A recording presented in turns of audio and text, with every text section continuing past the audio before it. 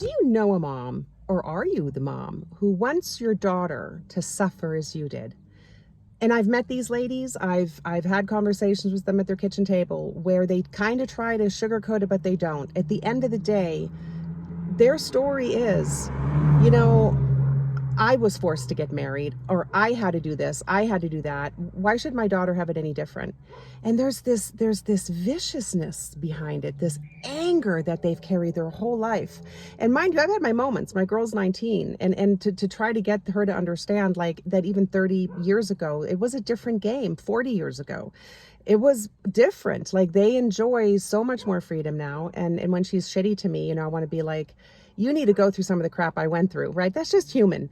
But these mamas who especially push marriage, if they were pushed into marriage, they want their daughter to suffer too. They were forced into having a baby when they were 22. They want their daughter to experience it too.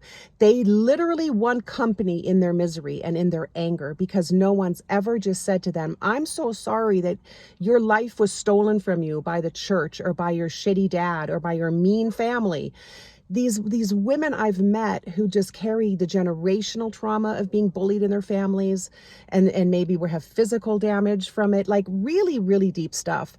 But at the end of the day, then they have a daughter and they can't get over their own rage and they want their daughter to suffer as they did. It's wild. And I want to call it out. It's something we don't talk about because it just sounds so icky and unpleasant, but it's real. It is still with us. The game isn't nearly as rigged as it used to be, but it's still pretty rigged. And so, I worry about my daughter having to fight for her independence and equal pay and her safety for sure. If she ever tells me she's getting married, I'm going to picket that engagement party because no, I want you to be free and I want you to experience everything that a boy is told to go out and do. But the other piece of it is actually just science. Like our brains are not fully developed until we're like 30.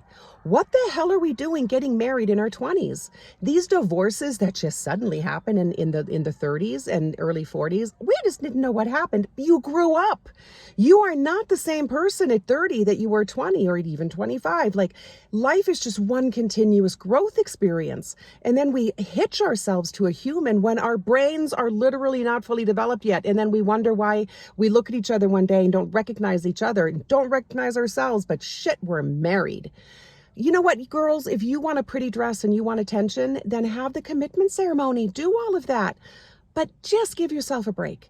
Don't get married until you're like at least 30. Just trust me on this.